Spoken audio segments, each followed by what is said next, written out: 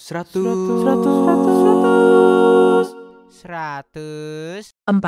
Melbourne FM.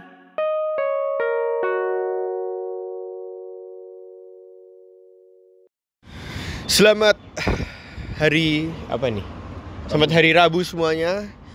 Baik lagi sama gue Rafael Satria di 104 Melbourne FM. Hari ini pertanggal 11 Maret 2020. Wih. Hari ini saya bersama paranormal Ki. Enggak. Saya bersama narasumber yang podcastnya menakutkan satu dunia. Wih, satu dunia. Siapa hari ini? Halo, gue Billy. Wih, Billy siapa? Stefanus Billy dari Bandung. Wih, dari Bandung. Perkenalkan dulu. Ya gue di sini udah 2 tahun ya. Sekarang working holiday visa. Bentar lagi for good sih. Makanya gue todong buat podcast Yoi. untuk sharing-sharing cerita-cerita sebelum for good. Ya, jadi begitu aja hari ini podcast as usual. Kita ngobrol-ngobrol di tengah pemandangan kota South Melbourne, pemandangan kota Melbourne bagian South. Indah ya, bakal kangen nggak? Kangen sih. Chill banget ya sini. Chill. Tenang. Jadi hari ini kita podcast cerita-cerita aja karena Billy gila ya, berarti kita udah kenal 2 tahun ya. No, almost 2018 ya. setahun lebih. Setahun lebih sih. Setahun setengah. Dikenalin teman. Sebenarnya kita juga nggak yang ketemu terus, tapi setiap ketemu ya selalu ada obrolan aja lah ya. Tuh. Quality itu ya. Quality. Pertanyaan gue, memang apa yang membuat lu pengen working holiday ke sini? Apa yang membuat gue pengen? Pertama, gue punya satu grup main, satu geng gitulah. Dari ber-11 waktu itu 5 orang berangkat ke sini. Oh. Dari ber-11 kita. Iya.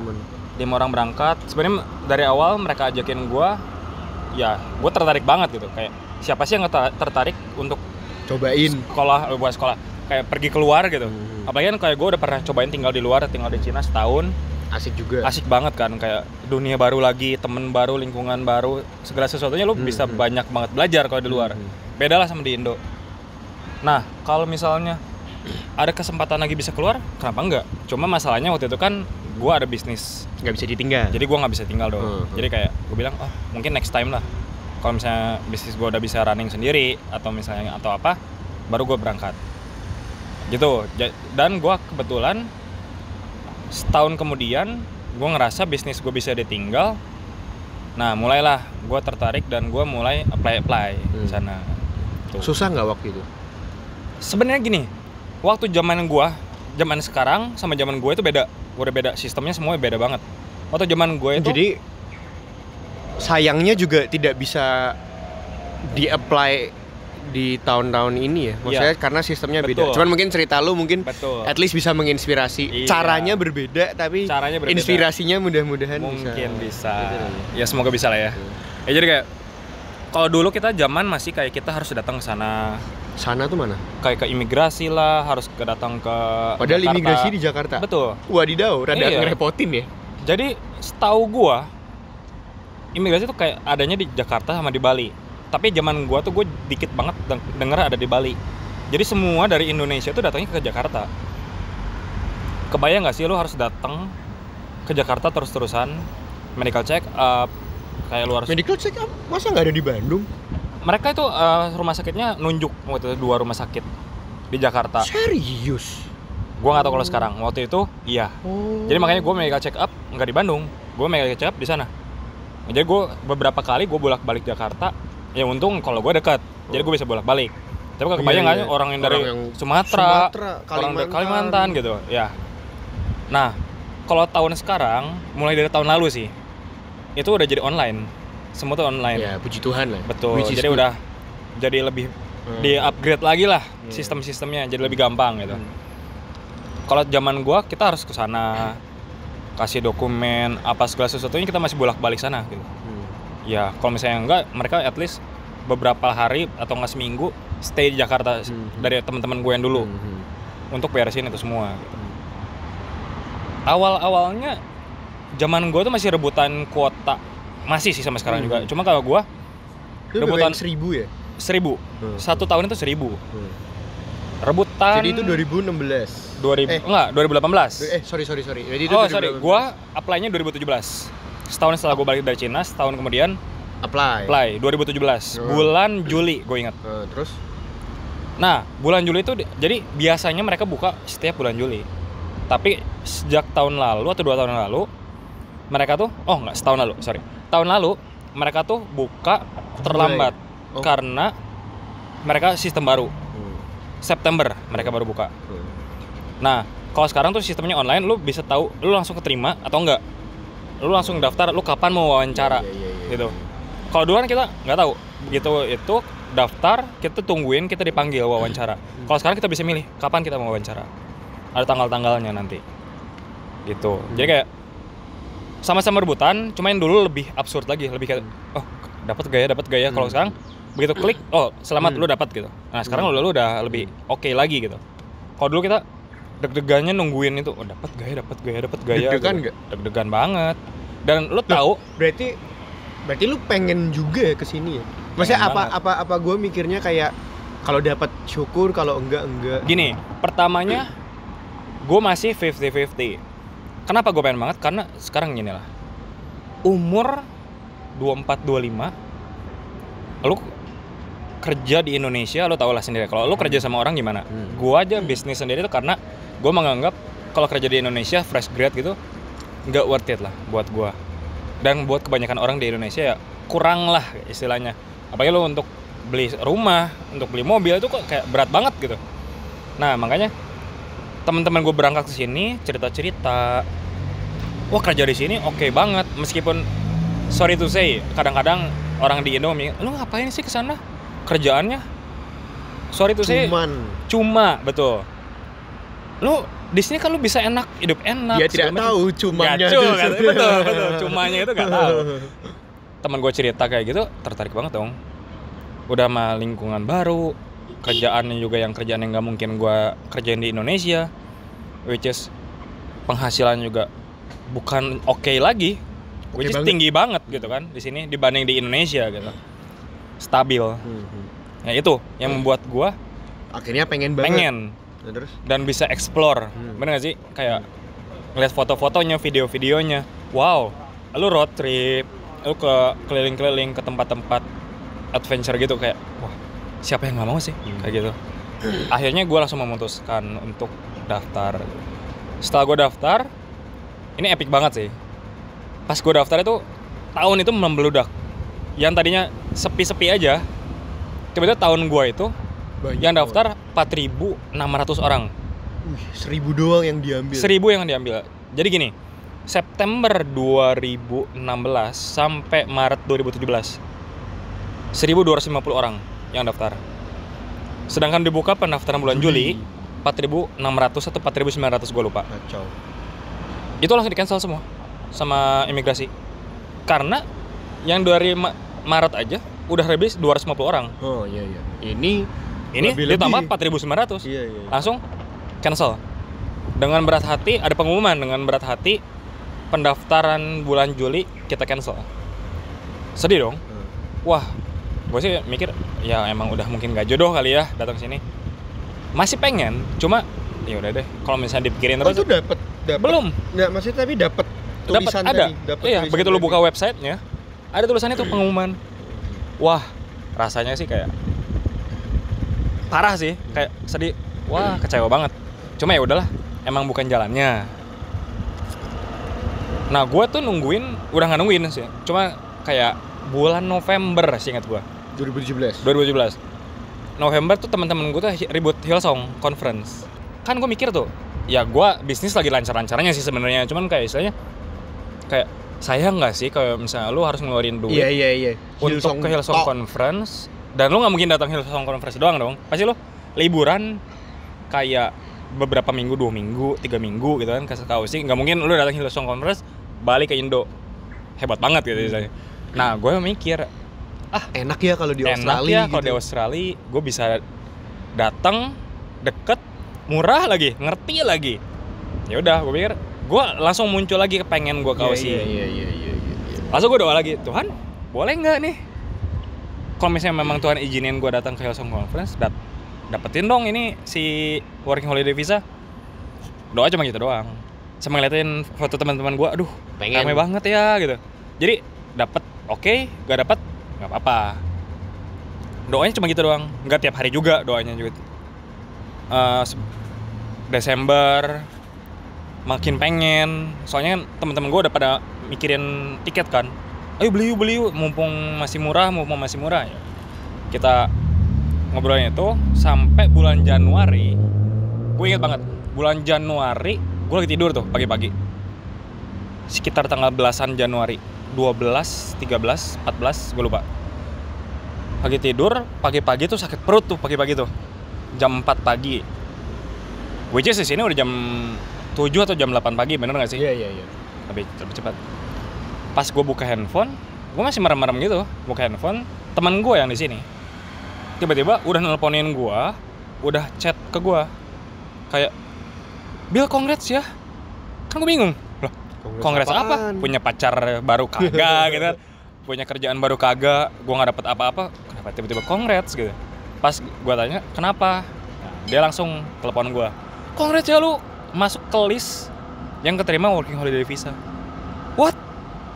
Which is itu Januari, dari Juli loh, Juli, 6 Agustus. bulan. Iya, 6 bulan. 6 bulan yang istilahnya gue udah nggak yakin nggak dapet, gue cuma doa Tuhan pengen ke Hillsong Conference gitu.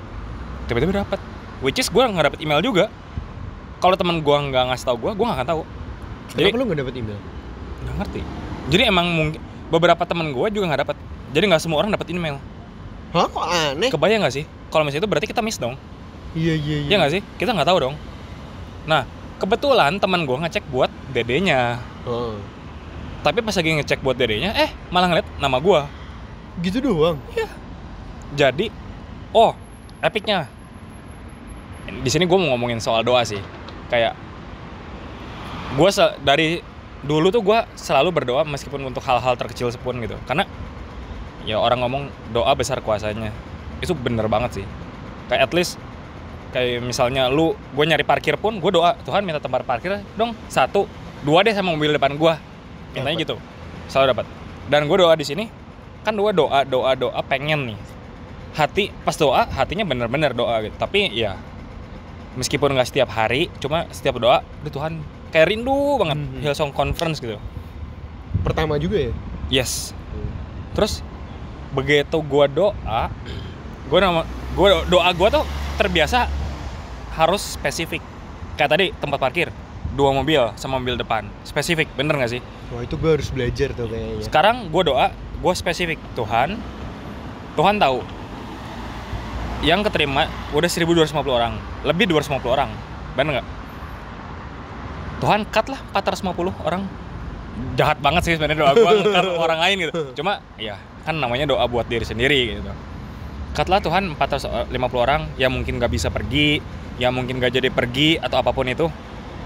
Jadi sisain slot 200 orang dan masukin saya jadi ke sana. Jadi cara mereka tuh kayak lu 1.000 ya gitu. Ada sisa. Kalau yang nggak jadi berarti yang belakangnya masuk, yang Betul. belakangnya masuk. Oh. Jadi kayak lu kayak sekolah 1.250 orang.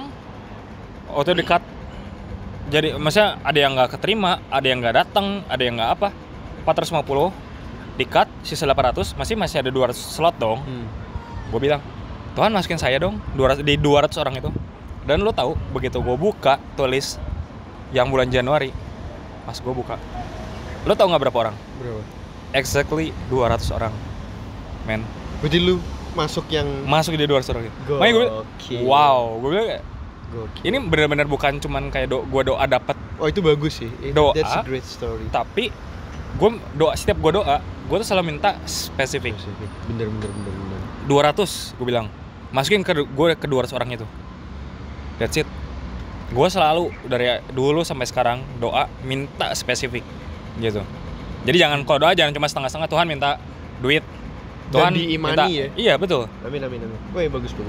Jadi kayak doa itu kuasanya dari iman lu. Dan kalau misalnya lu mau spesifik, itu lebih bagus lagi menurut gue. Ya orang bilang, lu ngerepotin Tuhan. Nah, Tuhan nggak bisa repot, men. Gitu kan. Lu minta kayak gini, mobil 2 pintu. lu minta ntar kasih pick up, lu mau nggak gitu kan?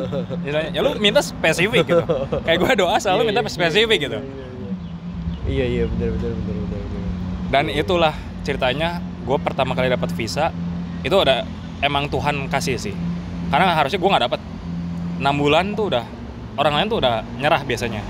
6 bulan gue udah gak lupa ya udah biasa aja. Aduh udahlah, dapat oke. Iya. Nggak dapat ya udahlah.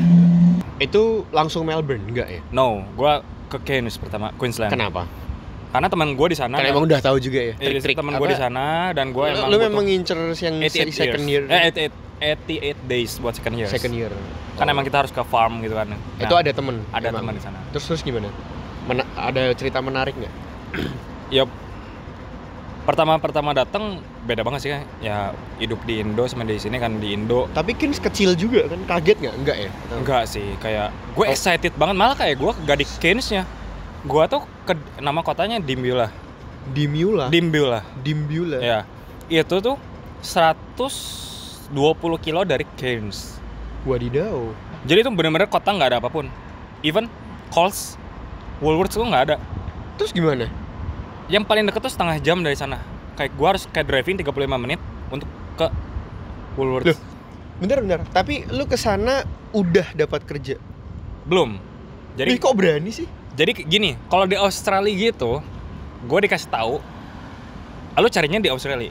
Jadi begitu lu datang, gue langsung keliling tuh ke tempat-tempat, ke farm-farm. Bukan sendiri. Iya, sendiri sama teman gue.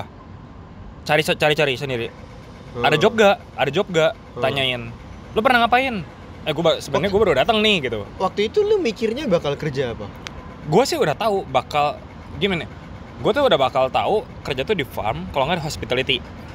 Siap gak siap lah ya. Iya, karena teman gue kan udah ngasih bayangan ke gue. Udah ngasih bayangan. Iya. Dan dia bilang kalau lo kerja di farm, duitnya tuh lebih besar katanya.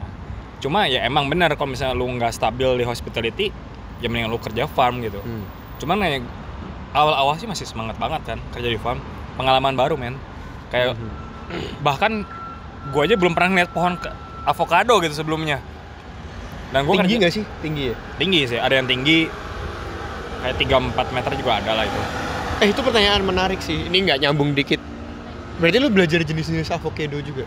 Iya, kayak gue baru tahu. Kalau yang di Indo yang hijau tuh alpukat mentega kan kita bilangnya. Nah, kayak gitu-gitu sih gue sebenarnya nggak tahu. Kalau di Aussie itu ada 2 yang gue tahu. Ada yang Hess, yang hitam. Iya, sama yang biasa kan.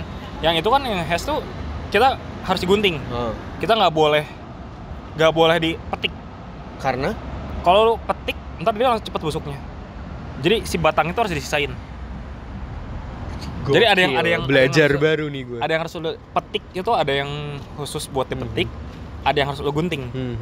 Jadi kalau misalnya lu yang gunting lu petik, cepet busuk tadi. Iya. Oh. Jadi ya lu harus, yang pertama kali gua kerja itu gua harus gunting di farm.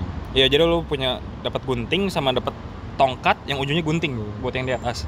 Kebayang nggak sih kayak? Bentar. Sebelum kesana tadi ya. Jadi gimana nyampe keliling cari kerja? Hari pertama gue nyampe,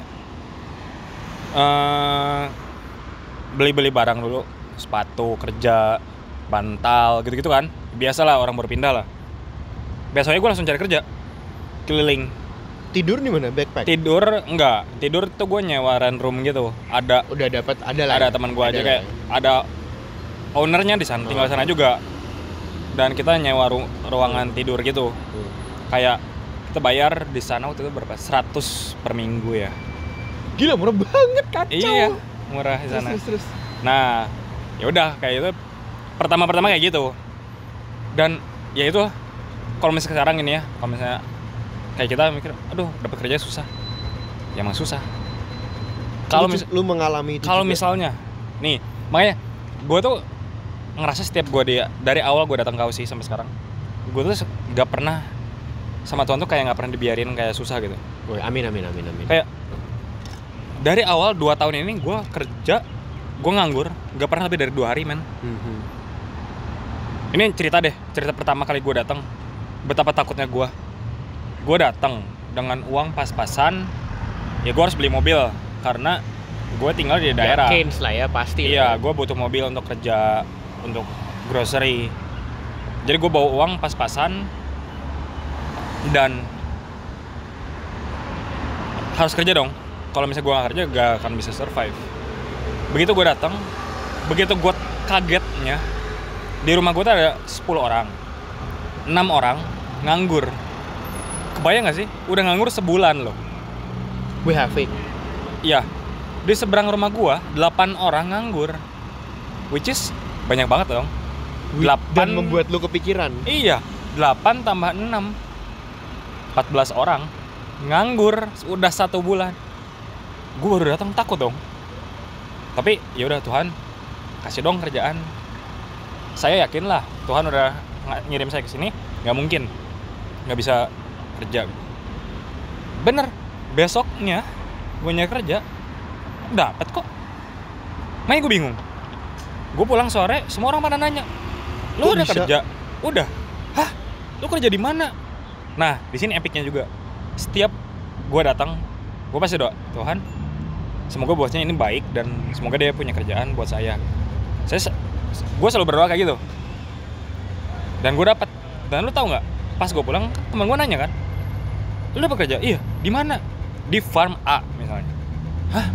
Tadi pagi gue kesana, tapi gue nggak dikasih kerjaan. Serius? Berarti sampai sekarang lu nggak punya jawabannya ya? Nah, makanya gue bingung gini.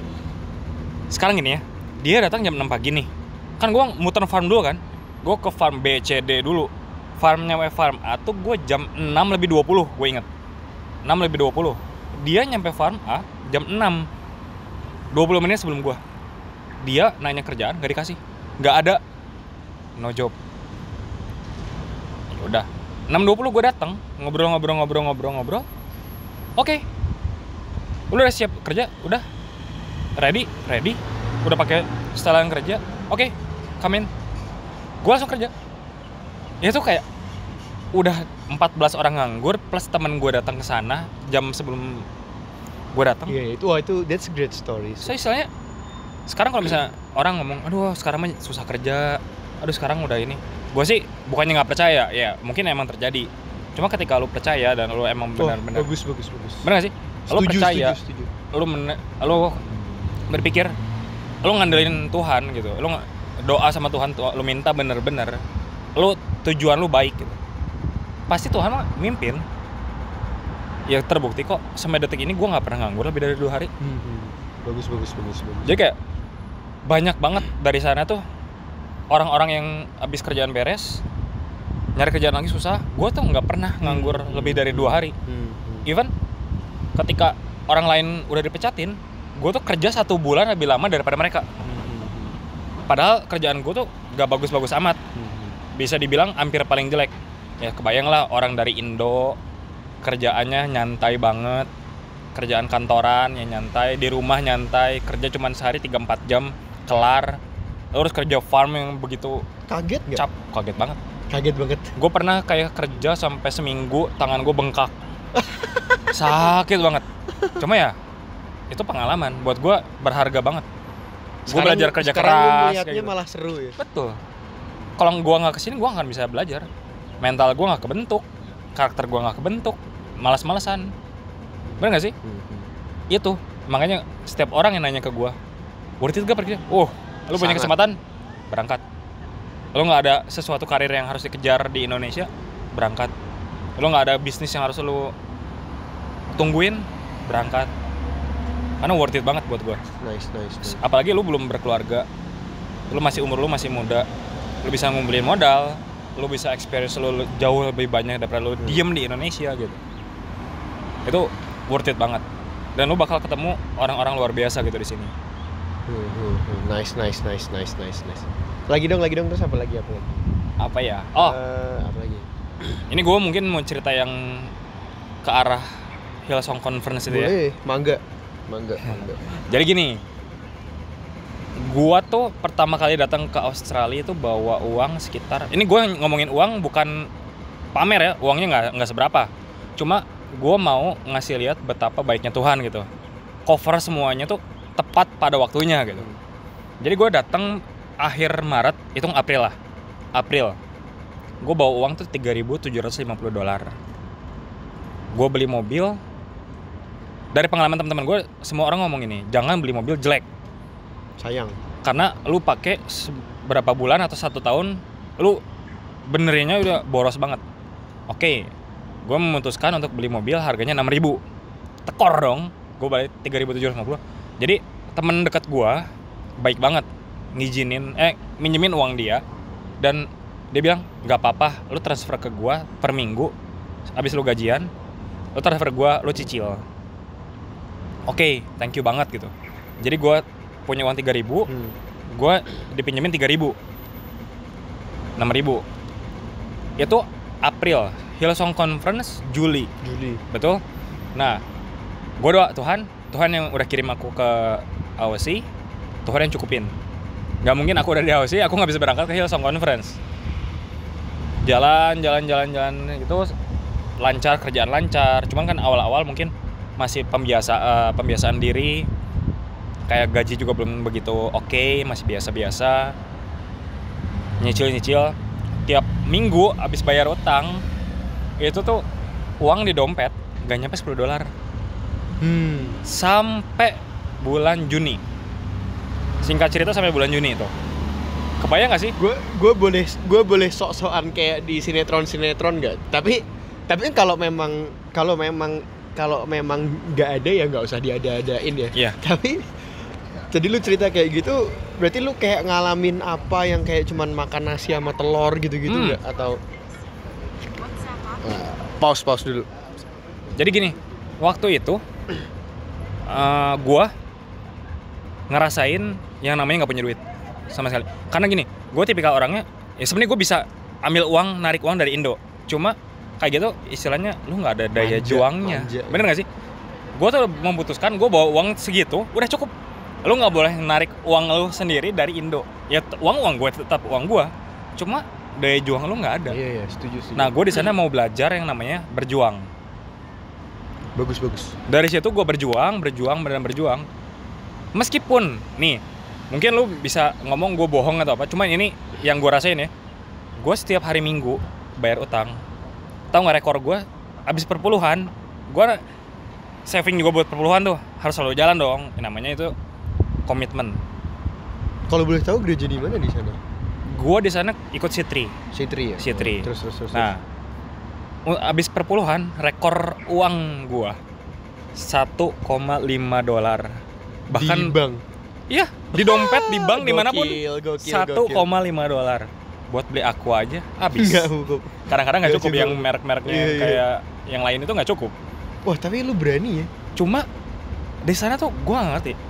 Gue perpuluhan tetap jalan, gue beli nasi sosis murah kan, sampai mobil gue lunas. Sampai detik ini gue nggak pernah beli sosis lagi, men. Muak gue. Bener, serius. Gue tuh nggak pernah makan di luar. Pertama kali gue makan di luar setelah utang gue lunas. Wih, gokil. Beli spaghetti harganya $22,5. Bingung nggak? Itu gue shock, dan untung gue nggak ke restoran sebelum utang gue lunas. Jadi gue benar-benar ngerasain telur, nasi, sosis, kadang-kadang nugget lah, mewah dikit lah, nugget gitulah. Iya. Cuma itu di sana gue tenang. Iya. Tetap. Oh, bagus. Tenang. Kayak meskipun gue nggak punya uang tapi bahagia gitu. Kerjaan ada, sehat. Itu udah jauh lebih penting daripada uang waktu itu. Singkat cerita, bulan Juni tanggal 10 mobil gue lunas. Wah, praise God, benar-benar lunas. Tinggal nabung untuk ke Sydney. Bener gak sih? Gue nabung ke Sydney tanggal 12 Juni, 2 hari setelah utang gue lunas. Kerjaan gue kelar, men. Jadi farm itu sistem gitu ya? Kalau farmnya udah nggak ada kerjaan, ya kelar, lo nggak usah datang lagi besok, dan nggak ada pemberitahuan. Lah, kok gitu? Emang gitu. Jadi lu kerja, beres kerja, oke, guys, everything's done. No work for tomorrow. Thank you for everything. Bye. Oh, I see. Jadi lu kebayang gak sih? 10 kelar, 12 kerjaan gue nggak ada kerjaan gue, jobless. Uang di bank cuma $300. Kebayang dong, gue belum beli apa-apa loh. Tiket Hillsong gue udah beli. Tapi gue belum beli tiket pesawat untuk gue akomodasi gue tinggal, untuk gue makan dan jajan di sana, dan untuk lain-lain. Di sana gue kayak bingung dong, kayak syok dong. Tapi ada rasa kesel nggak? Gak kesel, syok. Lebih ke syok, kaget. Terus pulang ke rumah, nyampe rumah. Di sana gue doa, Tuhan tuh ngirim saya ke Australia nih. Mobil udah lunas, thanks. Tapi ini setengah bulan lagi saya harus ke Hillsong Conference, Tuhan. 3 minggu lagi. Uang di rekening saya cuma $300. Saya belum beli apapun. Setelah gue hitung-hitung segala sesuatunya, gue butuh $2,000 sampai $2,500. Banyak amat, Pak. Ya sekarang gue di sana tadinya udah mau ke Sydney sekalian ke apa-apa. Ya sekarang nggak mungkin dong lu pergi cuma datang ke Hillsong Conference. That's it kan. Gue hitung-hitung segala macam 2.000 sampai 2.500. Oke. Ya, balik lagi ke doa. Tuhan, aku percaya. Tuhan udah ngirim aku sini, Tuhan pasti sanggupin aku untuk berangkat ke Hillsong Conference. Tanpa harus minjem uang lagi, tanpa harus ngambil uang dari Indonesia. Amin. Waktu 3 minggu tuh. Di kerjaan itu gue capek banget hari itu. Besoknya harusnya gue nyari kerja tuh. Cuma gue minta sama Tuhan please kasih gue istirahat sehari aja. Gue cuma butuh istirahat sehari. Habis itu gue mau kerja lagi. Hari besoknya tanggal 13 gue istirahat. Tanggal 14 gue cari kerja. Gue tanya ke teman rumah gue yang di bawah, di unit lain. Gue bilang, lu ada kerjaan gak sih? Gak ada, kerjaan gue full. Oh ya udah gak apa-apa, gue ikut aja. Siapa tahu ada kerjaan. Gak ada, percaya sama gue, bos gue galak banget loh gini. Tapi gue tuh kayak ada dorongan, lu ikut dia, ikut. Udah, akhirnya nggak apa-apa gue ikut aja. Kalau nggak ada kerjaan, ya udah gue tinggal balik lagi. Singkat cerita gue pergi, datang ke sana, dan ya namanya Tuhan amazing banget lah. Gue doa, minta kerjaan. Oh dan doa gue seperti yang tadi gue bilang. Gue minta $2.500 karena gue udah perhitungin. 2.000 cukup, cuma 2.500 better. Tuhan minta 2.500 dong. 2.500, gue sebut 2.500. Bener-bener kayak spesifik. Ya mungkin orang bilang lu lebay banget sih doa gitu. Tapi buat gue enggak, itu doa gue gitu.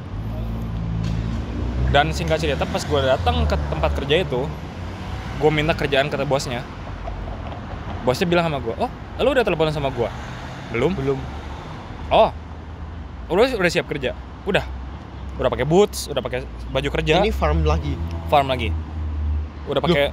Emang gue agak nggak nangkep farm di sana maksudnya ya depannya tapi kayak kantor dulu gitu juga. Jadi dia ada shade-nya, ada office-nya, ada segala sesuatunya gitu. Di sana tuh ada shade-nya tuh ada segala sesuatunya di sana.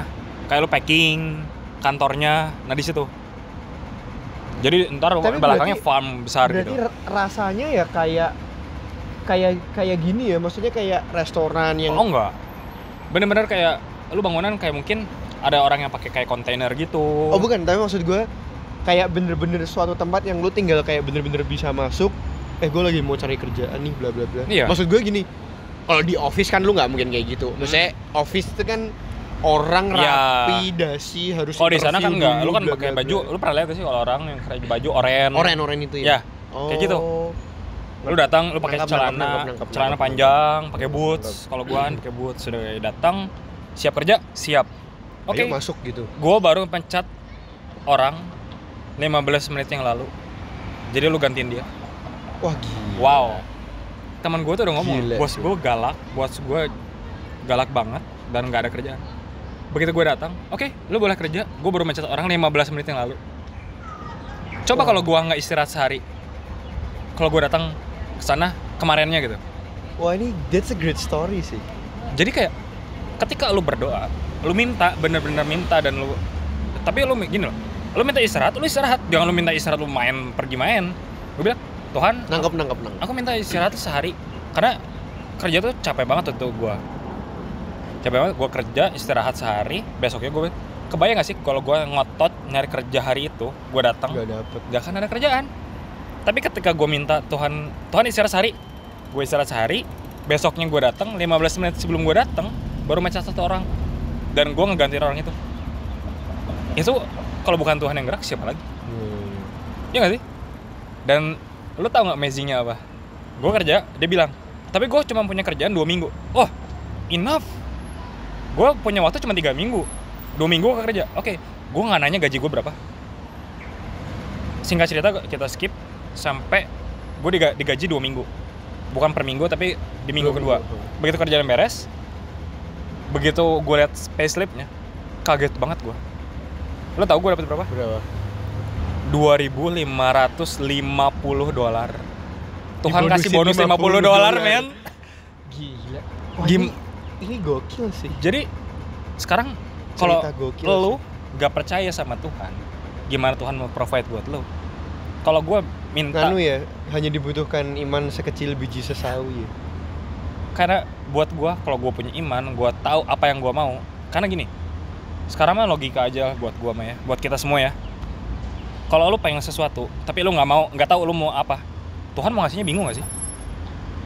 Nggak bingung sih sebenarnya. Cuma ya alangkah lebih baiknya lo tuh tahu target lo apa, lo pengen apa. Jadi Tuhan tuh, oh lo udah siap untuk dapat gitu. Buat gue, karena gue udah mencoba ini, 1, kuasa doa, 2, kuasa perkataan. Itu tuh di hidup gue udah banyak banget terjadi gitu. Makanya kayak gue, orang bisa ngomongin gue lebay doanya spesifik, apapun gue doa, itu silahkan. Gue gak peduli. Cuman buat gue, itu tuh bisa dibilang blessing buat gue lah. Grace banget buat gue. Kayak setiap gue doa, Tuhan tuh kasih minimal segitu. Minimal loh. Even lebih. Yang tadinya dia lebih $50, lumayan. Gitu.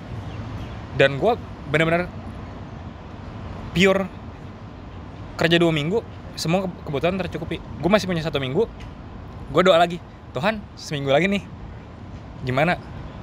Minta kerjaan. Ya sekarang kalau lu ya mikir, gue mikir, realitinya lu nyari kerjaan untuk 1 minggu itu tuh siapa impossible.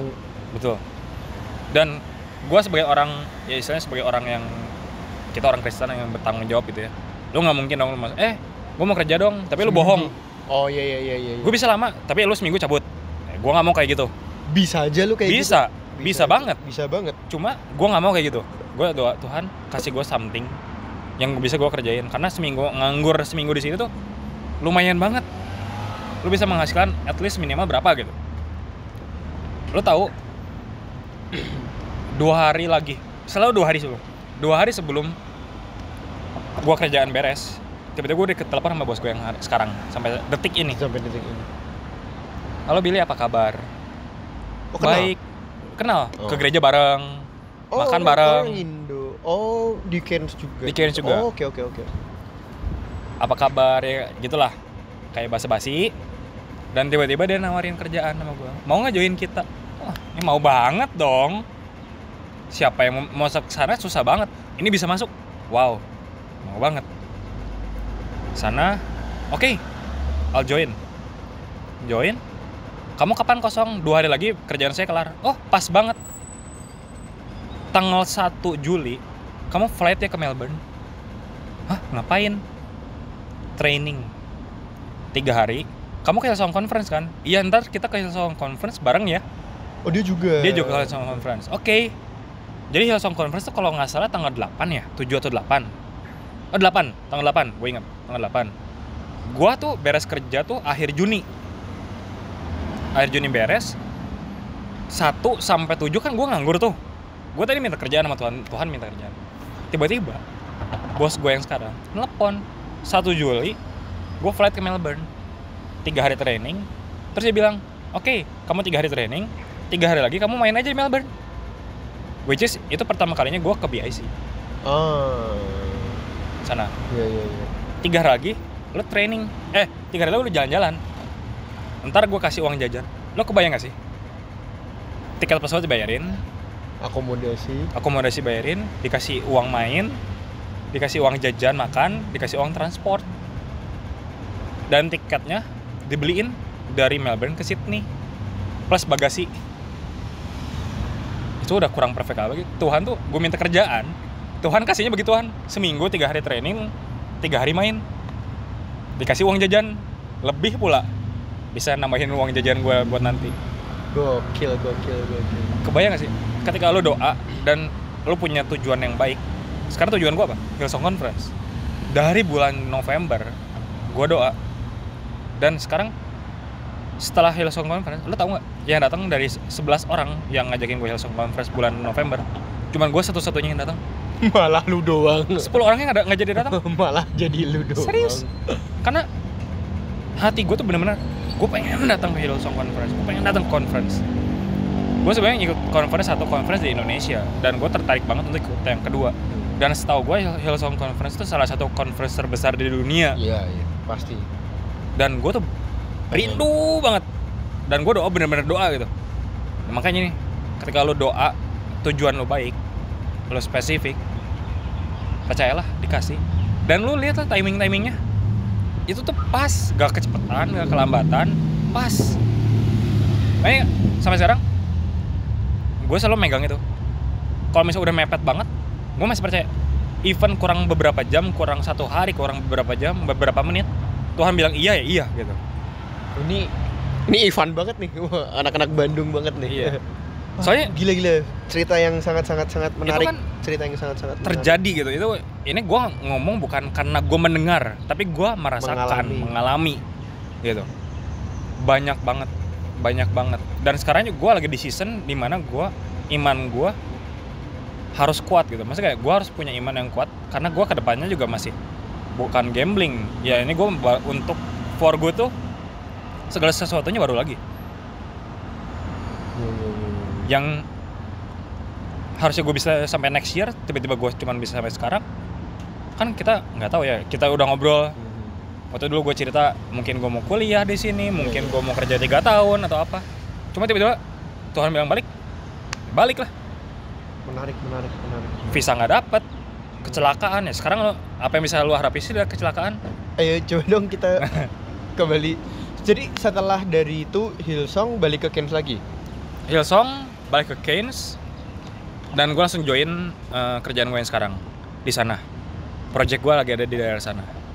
Oh, terus ke Melbourne ngapain? Kerja? Nah, project gue dari sana, beres ke project sana, kan ada gap tuh. Gue kerja di Melbourne, nungguin next project gue di Ararat, dekat Melbourne sini, 2,5 jam dari sini. Oh. Jadi projectnya tuh per project kan, project sana, beres, pindah lagi ke project ini. Jadi kalau waktu itu lu misalnya disuruh projectnya di Sydney, kita nggak kenal ya berarti ya? Iya. Oh. Jadi emang kebetulan gue dari sana kan, gue datang ke Melbourne itu September 2018. Di sana. Iya. Jadi gue ke Melbourne, kita ketemu waktu itu. Iya. Daerah sana. Terus berarti ya udah hidup lancar sampai sekitaran kemarin yang kecelakaan itu. Iya. Itu kapan sih? Tahun lalu ya, 2019. 2019 Agustus akhir.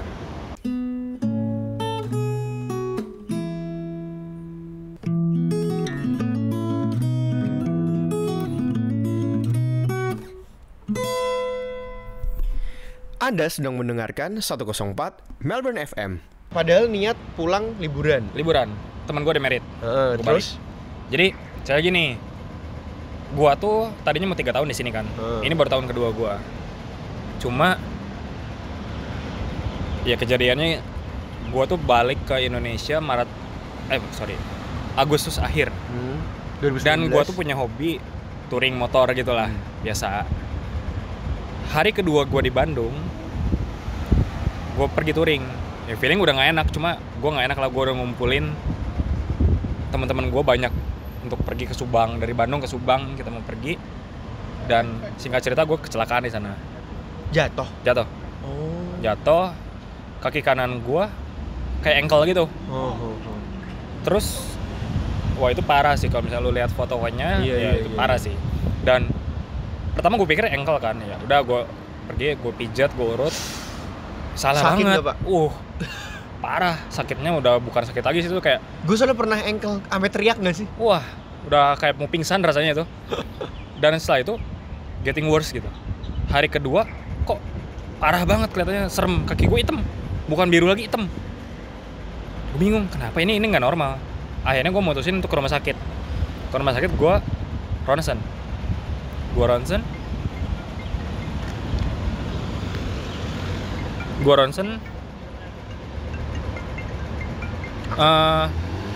Dan di sana gue kaget. Dokternya bilang, oh kaki lu patah. What? Diurut dong.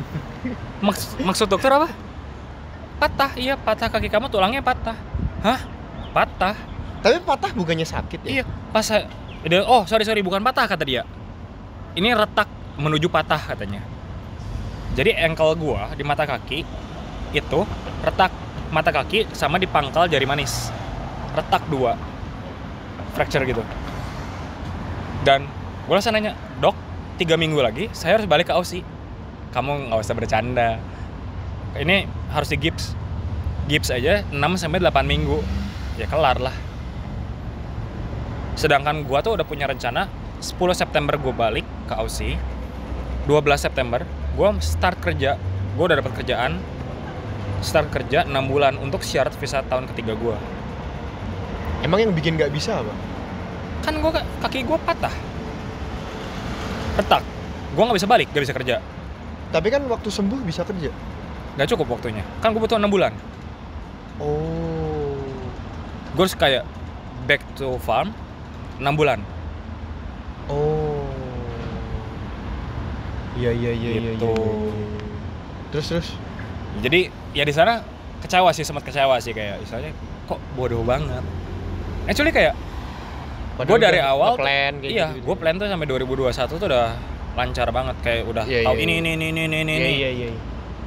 Dan tiba-tiba itulah serunya hidup tapi. Betul, kayak lo nggak tahu, lo udah punya plan perfect apapun, Tuhan bilang enggak, ya enggak gitu. Ya sekarang kalau misalnya ditanya perfect banget, wah kerjaan lancar banget sampai 2021. Mau pergi ke sini, mau pergi ke sana, mau explore ini, mau kerja ini. Di sini kan kerjaan udah settle banget gitu gua. Cuma Tuhan bilang enggak, ya enggak gitu. Sempat kecewa. Terus.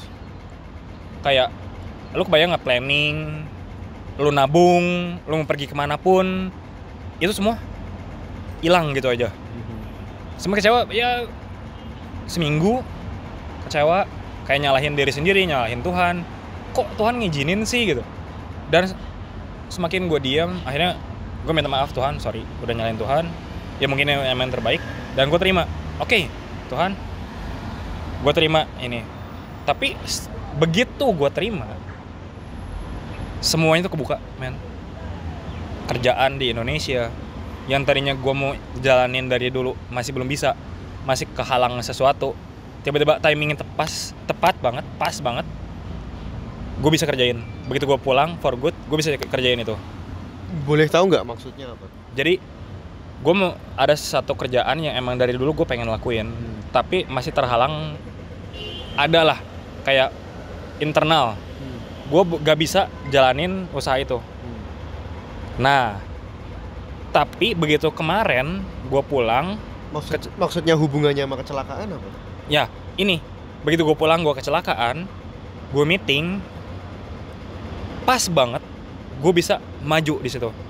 Nanti kalau gue nggak kecelakaan, gue nggak akan ada di meeting itu. Iya. Jadi karena kecelakaan kan gue nggak bisa balik sini dong. Iya. Dan gue gabut. Iya, gue nggak bisa ini, dan gue harus mikirin dong jangka panjangnya gimana. Karena gue udah tahu Maret ini gue for good. Maret ini for good, gue meeting tuh di sana sama bos gue, calon bos gue. Dan pas banget, dia bilang pas banget timingnya. Yuk, start. Gua nungguin ini 5 tahun. Nungguin ini untuk kerjaan ini 5 tahun. Gua nggak bisa gerak.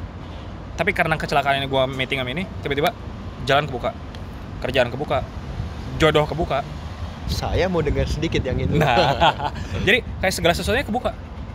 Dan pertama kan gue bingung ya. Tujuannya Tuhan tuh apa sih?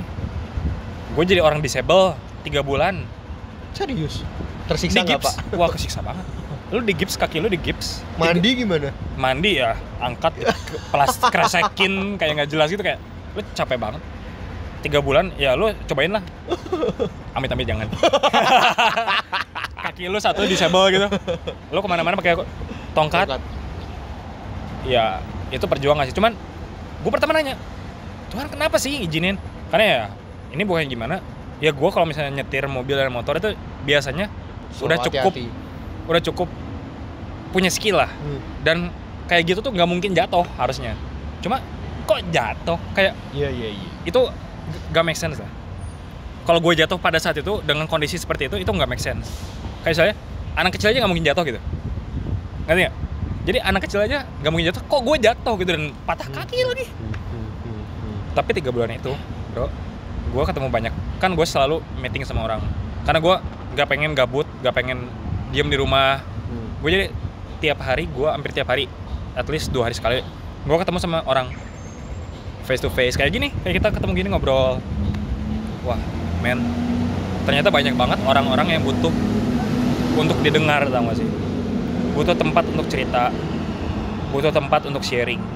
Dan gue tuh waktu 3 bulan itu gue terus ketemu sama orang, ketemu banyak orang. Ada yang udah mikir mau bunuh diri, ada yang udah ngomong kalau misalnya tahun ini gak dapet breakthrough, tahun depan udah mau jadi ateis, udah gak akan percaya sama Tuhan. Udah ada yang istilahnya hidupnya ancur-ancuran. Banyak banget ketemu orang-orang kayak gitu. Ini maksudnya ketemu lu tidak nyangka dia bakal cerita seperti itu atau? Jadi kayak istilahnya kecap. Oh. Kayak ini gua sama lo, kecap yuk. Ternyata mereka tuh ada sesuatu yang di hold gitu.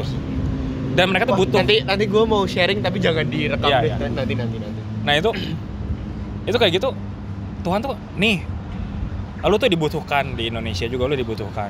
Lu ketemu sama orang tuh, lu nggak tahu orang itu tuh punya sesuatu apa. Dan gue tuh banyak banget. Gue berarti udah kayak orang mau bunuh diri nggak jadi. Dia udah ngomong cara bunuh dirinya ada beberapa cara. Orang yang nggak mau percaya sama Tuhan lagi, dia jadi punya semangat api baru gitu. Jadi oke, gue mau stay. Jadi akhirnya gue sebelum gue balik, gue sharing di Komsel gue pun, gue baru sadar Tuhan tuh emang bikin gue kecelakaan dan kerjaan kebuka, jodoh kebuka, gue ketemu sama banyak orang-orang yang memang butuh. Gue sekarang sadar, lu tuh cuman cukup punya waktu untuk dengerin orang, dan lu cukup I'll be there gitu. Itu tuh udah buat orang itu tuh udah sangat-sangat berarti banget ya. Dan itu tuh gue 3 bulan itu tuh Tuhan tuh ketemuin sama orang-orang banyak banget sama gitu. Jadi kayak gue mau bilang di sini nothing tulus lah. Lu kena kecelakaan, lu kena tipu, lu kena ribut sama orang, nothing tulus. Selama respon lu benar, Tuhan tuh bisa kerjain hal-hal yang jauh lebih luar biasa daripada lu sehat. Lu sehat, gue sibuk kerja, main nggak bisa, apa nggak bisa. Ini gue sakit, gak bisa apa-apain, gue ketemu banyak orang, gue bisa jadi harapan gitu buat mereka gitu. Jadi selalu lah punya harapan positif gitu. Misal lu lagi di titik terendah, itu gue lagi di titik rendah. Apa-apa aja nggak bisa sendiri, pergi aja nggak bisa sendiri. Tapi ya ketika lu terima dan lu oke, Tuhan, what next? Lu serahin hidup lu, Tuhan kerja lewat lu. Gue lagi cacat, Tuhan kerja. Menarik. Lebih daripada gue sehat gitu. Gue lagi sehat, gak mungkin lah gue ketemu sama orang satu persatu. Iya. Gitu. Iya. Ini jadi sebenarnya visa lu habis kapan? 21 Maret. Oh, oke. Jadi 19 ini kan go for good ya. Mantap. Gitu. Tadi emang ini kan ya, emang yang lu pengen sharingin. Tadi yang lu ngomong di depan apa ya? Emang yang lu pengen sharingin bagian ini. Iya. Jadi kayak ini maksud gua, nggak setiap lu tuh nggak, jangan cuman berdoa ketika lu tuh seneng, happy. Tapi ketika lu lagi kayak dari awal kan, lu bingung, gua bingung. Aduh Tuhan, gua jobless, gua nggak ada duit. Gua minta Tuhan sediain. Terus gua udah punya planning sampai 2021 akhir. Maret 2021. Hilang semua. Kan gue gak tahu apa-apa lagi nih. Gue plan, istilahnya gue ada sih plan A, B, C, D, E. Itu ada. Pengennya kan A. Pengennya A, tapi kan gue ada backup plan. Tapi kan kita nggak tahu plannya bisa jalan nggak. Tuhan bukain. Tapi apa? Awalnya ya lu doa dan lu nyerahin gitu. Dan tujuan lu harus baik. Kalau tujuan lu jahat, Iya. nggak akan bisa. Nggak akan kebuka gitu. Gila, mantap.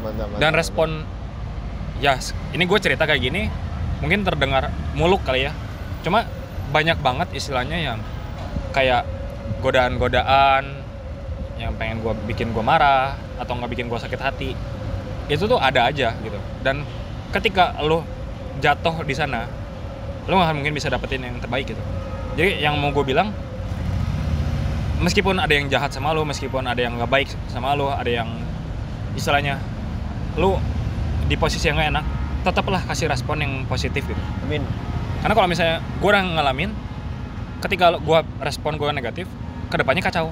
Tapi ketika gue gak ikutin permainan mereka, gue ikut positif, tetap berbuat baik, tetap menganggap dia baik, lama kelamaan Tuhan yang bikin semuanya baik sih. Dan even jauh lebih baik daripada yang gue harapin gitu.